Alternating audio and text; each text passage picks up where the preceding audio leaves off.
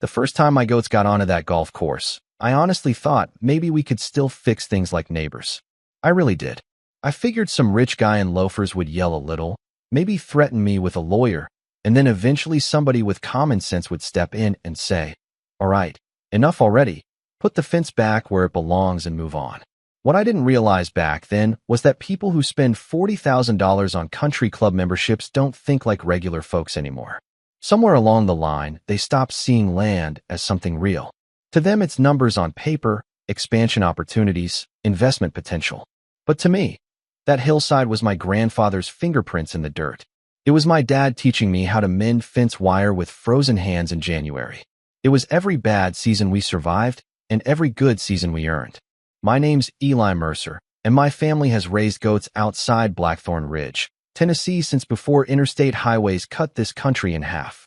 We never got rich doing it, but we stayed afloat. 36 acres of rocky hillside, cedar trees, stubborn earth, and enough grazing land to keep a herd healthy if you rotated it right. Most people look at goats and laugh, but those animals paid my bills for 15 years. Cheese contracts, breeding stock, brush clearing jobs. Goats can make you a living if you understand them. And I understood them better than I understood most people. The trouble started the same year Bellcrest National opened down in the valley below my property. Whole thing looked like a movie set. Artificial lakes, imported grass, waterfalls flowing beside cart paths like God himself landscaped the place. They flattened half the valley building it. Folks around town acted like celebrities had moved in. Property values shot up overnight. Realtors started wearing cowboy boots they'd clearly never walked through mud in before. At first, I stayed out of it. Hell, I even thought it might help the town. The golfers stayed down below, my goats stayed up on the ridge, and life kept moving. Some mornings I'd hear applause drifting up from tournaments while I hauled feed buckets. Weird contrast, but peaceful enough. Then came the boundary clarification. That's what they called it. I came out one morning after a thunderstorm and noticed one of my fence posts leaning crooked. Not broken, moved. About 8 feet inward. At first I figured maybe runoff loosened it, but then I walked the line farther and noticed fresh concrete around 3 more posts. Somebody had dug them up and reset them. I remember standing there in muddy boots staring at my own pasture like I was losing my mind. Because when somebody steals land, they don't back a truck up and load it overnight. They nibble at it. Quietly. Slowly enough that you question yourself before you question them. I pulled the old survey maps out that night. My granddad kept every document in metal filing cabinets that smelled like dust and cigarettes. Handwritten notes, original county stamps, even old photographs from the 70s showing the fence line clear as day. And sure enough, they'd moved it. Not by inches either. In some spots, nearly 12 feet. Now 12 feet may not sound like much to people living in suburbs, but stretched across that property line, they'd taken close to an acre of usable pasture. Good grazing land too, the kind that mattered during dry summers. So the next morning I drove down to Bellcrest National. Place looked ridiculous. Marble floors inside the clubhouse, giant bronze horse statue out front, valet parking for golf. I found their operations manager in a glass office overlooking the 18th hole. His name was Gavin Pierce. Mid-40s maybe, silver watch, perfect teeth, one of those men who smiles before saying something insulting. He stood up shaking my hand like he was running for office. "Mr. Mercer, what can we do for you today?" I laid the survey maps across his desk. "You can start by explaining why your people moved my fence." He barely glanced at the papers. "Well, property boundaries can become complicated during expansion projects." "No," I said. "They become theft when somebody moves them without asking." That smile tightened just a little. I could tell he wasn't used to being spoken to directly. He leaned back in his chair, folding his hands together like a lawyer in a TV commercial. "Eli, Bellcrest has invested nearly $12 million into improving this community. These adjustments were made based on updated engineering assessments." "Engineering assessments," I repeated. "That your sprinklers needed my land." He chuckled at that. Actually chuckled. That's the moment things turned personal. Not when they stole the land, when he laughed about it. "Look," he said, "if there's a discrepancy, maybe we can arrange compensation." I stared at him for a second because I honestly couldn't believe what I was hearing. Compensation. Like he was offering to tip me after stealing my wallet. "That land isn't for rent," I told him. "Put the fence back." He sighed, stood up, and walked toward the window overlooking the course. You know, Mr. Mercer, progress is difficult for some people. I understand that. There it was. That little jab. The assumption that because I worked a farm and smelled like hay, I was some backward idiot standing in the way of civilization. I remember feeling my jaw tighten, so hard it hurt. My grandfather is buried 50 yards from that fence line, I said quietly. So don't talk to me about progress like I'm too stupid to understand it. For the first time, his smile disappeared completely. And when I left that office, I noticed something I hadn't before. 3 maintenance workers were already installing irrigation piping on the strip of land they'd stolen. That's when I realized they were never planning to give it back. And unfortunately for Bellcrest National, my goats were already starting to notice the new grass on the other side of the fence. Now, if you've never owned goats before, let me explain something real quick. Goats are not livestock in the normal sense. Cows respect fences. Horses usually respect fences. Goats look at a fence the same way a criminal looks at a security camera, just another problem to outsmart. And once they decide something on the other side looks interesting, they become furry little demolition experts with hooves. Bellcrest had spent millions making that course look like heaven. Perfect emerald fairways, soft watered grass, decorative shrubs imported from somewhere in Europe probably. Meanwhile, my side of the hill was going through one of the driest Julys we'd had in years. Every morning my goats stood near those damaged fence sections staring downhill like prisoners plotting escape routes. Especially one goat, named Lorraine. Now Lorraine was evil in a very specific way. Smart enough to understand consequences, mean enough not to care. She once figured out how to unlatch a feed shed and led 12 other goats inside like she was organizing a prison break. Another time she climbed onto the hood of my truck during Sunday service because somebody left a bag of hamburger buns in the cab. That goat feared nothing. So when Bellcrest crews left sections of fencing weak and unfinished near the 7th fairway, I knew eventually something bad was coming. I just didn't know how bad. The first escape happened during the Ridge County Invitational, which apparently was a very big deal if you listen to local radio. Sponsors, politicians, businessmen from Nashville, the whole circus. I was repairing a water trough that morning when my nephew Caleb came flying down the hill on his four-wheeler yelling before he even stopped. "Uncle Eli," he shouted, laughing so hard he could barely breathe. "The goats are golfing." I dropped my wrench immediately. And sure enough, halfway down the ridge, I could already hear screaming. Not terrified screaming, rich people screaming, which somehow sounds more offended than afraid. By the time I reached the fence line, 12 of my goats had spread across the 7th fairway like they paid membership dues. Lorraine stood dead center chewing expensive Kentucky bluegrass, while 3 golfers in bright polos waved clubs around helplessly. One guy yelled, "Do something." I remember yelling back, "Buddy, I'm trying." But honestly, I was trying not to laugh, because the scene looked absurd.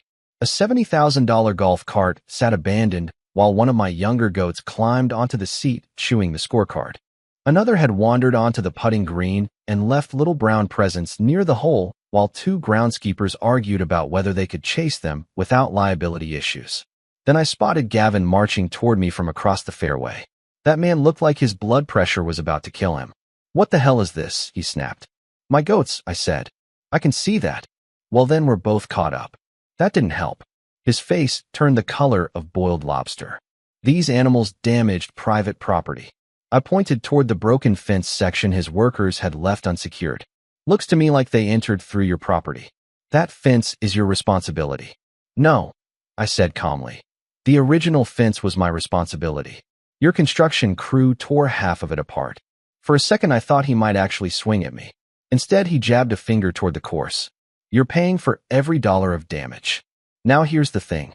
If Gavin had just fixed the fence after that first incident, none of what came later would have happened. Seriously, we could have still ended the whole thing right there. But rich, arrogant people have a strange condition where admitting fault physically hurts them.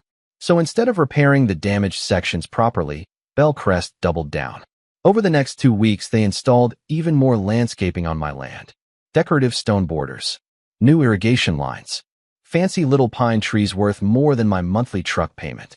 Every time I drove past, it felt less like a property dispute and more like somebody slowly bulldozing my family history while smiling to my face. And the town started taking sides too. That part bothered me more than I expected.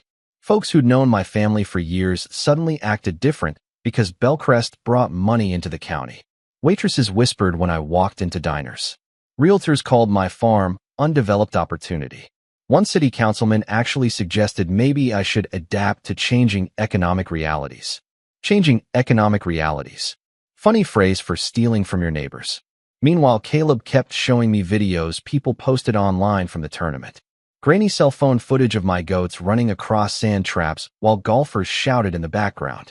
Somebody added circus music to one clip, and it got thousands of views locally. I should have been embarrassed. Instead, I felt angry. Not because of the jokes. Because Bellcrest turned my home into a punchline while pretending they were the victims. Then came the charity tournament. God, that day still feels unreal. Bellcrest hosted this celebrity fundraiser every August. Country singers, retired athletes, local politicians, influencers pretending they liked golf. The kind of event where people wear sunglasses indoors and clap for themselves after donating money publicly. The night before the tournament, we had a nasty thunderstorm roll through Blackthorn Ridge. Wind hard enough to knock branches loose. Rain pounding sideways against the barn roof. Around 2 in the morning, I walked outside with a flashlight checking the fencing because I already knew weak sections wouldn't survive weather like that. And I was right. Near the lower ridge, one entire stretch had collapsed. Not because of my goats.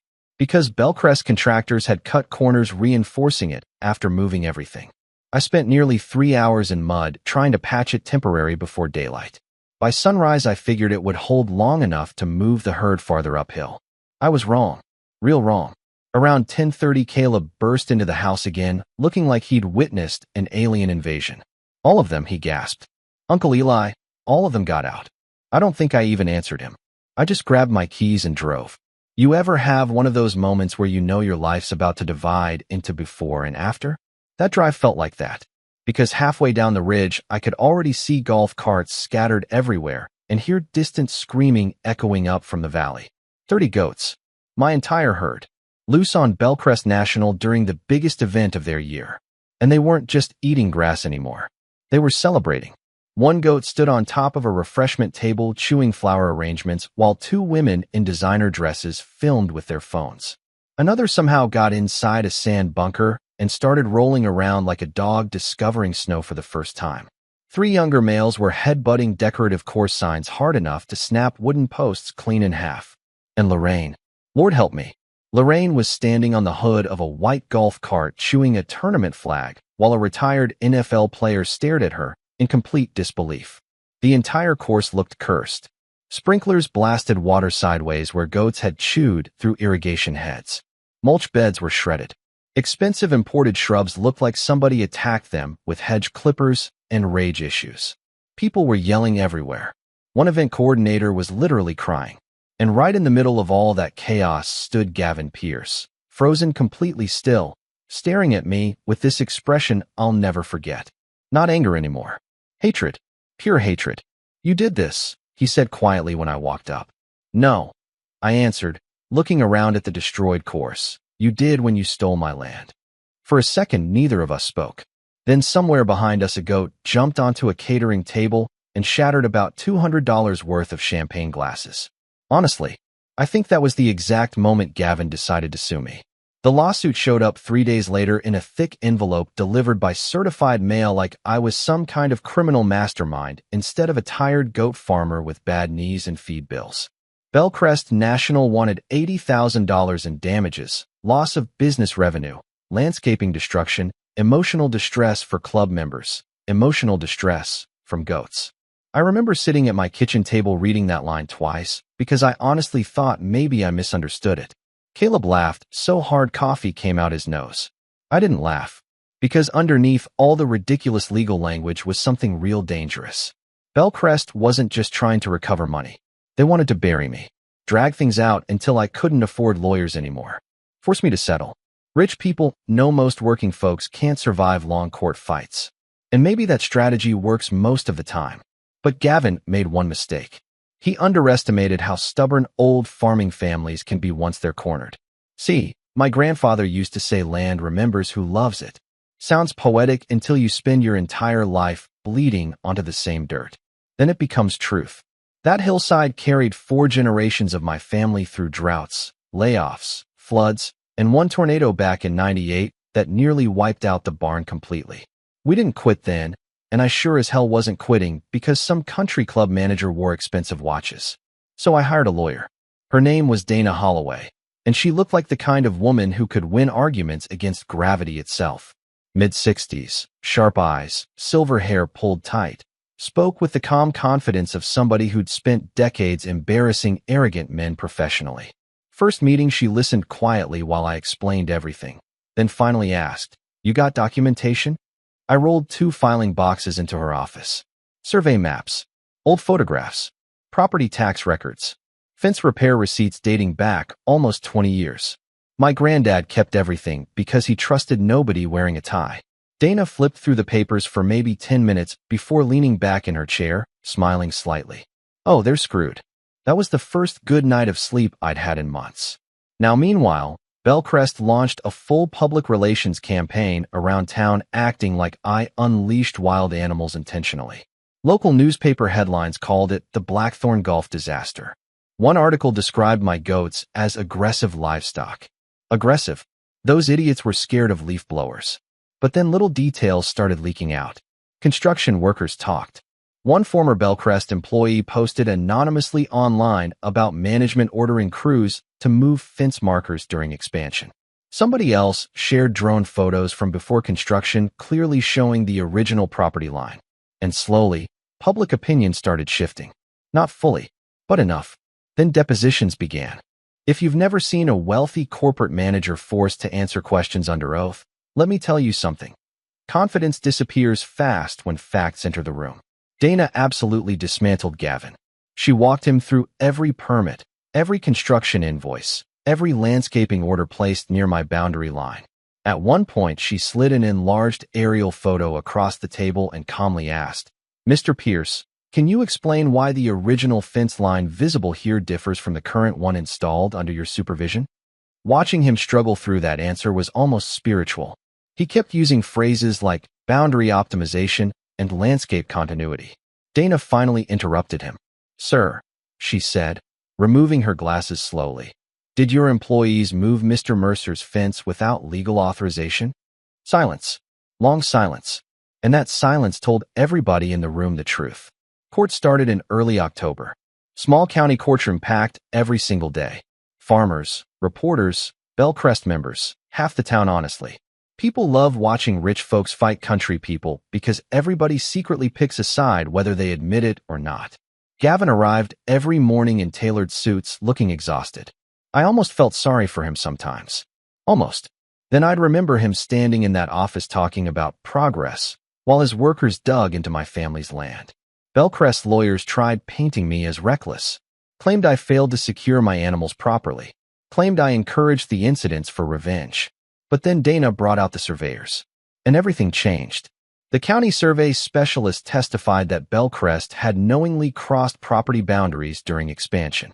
Multiple contractors confirmed management instructed crews to adjust fencing positions to accommodate course redesign plans.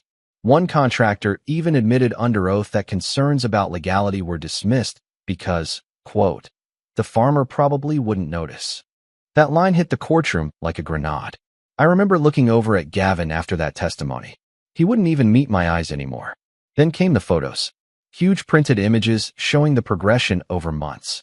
Original fence lines, moved posts, irrigation systems extending onto my property, decorative landscaping planted directly across surveyed boundaries. The judge spent nearly 20 minutes reviewing those pictures silently. You could hear people breathing. Finally, Bellcrest's attorney made one last desperate argument claiming I still bore responsibility for controlling my livestock. And technically, maybe they thought that sounded reasonable, until Dana stood up for closing arguments. I still remember parts of what she said because the whole courtroom went dead quiet listening to her. "Your Honor," she began, "this case started because wealthy developers believed rural landowners were too unsophisticated to defend themselves. Bellcrest National intentionally seized private property, altered boundaries without authorization, then attempted to weaponize the legal system when consequences followed their negligence." Then she paused, looking directly toward Bellcrest's table. The goats entered through fencing compromised by Bellcrest construction activity on land they had no legal right to occupy. Simple, clean, devastating. The judge gave his ruling 3 days later. I won. Completely.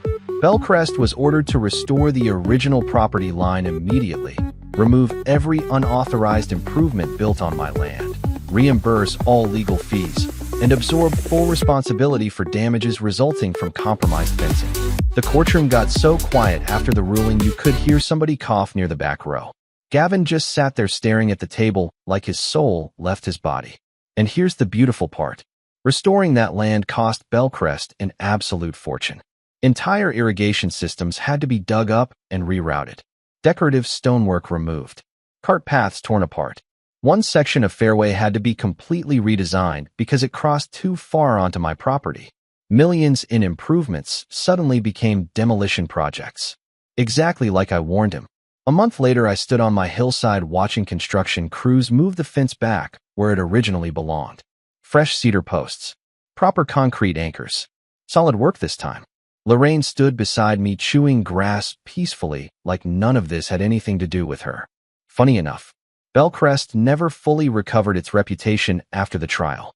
Memberships dropped. Locals stopped treating the place like royalty. Turns out people don't love businesses that steal from neighbors then sue them for getting caught.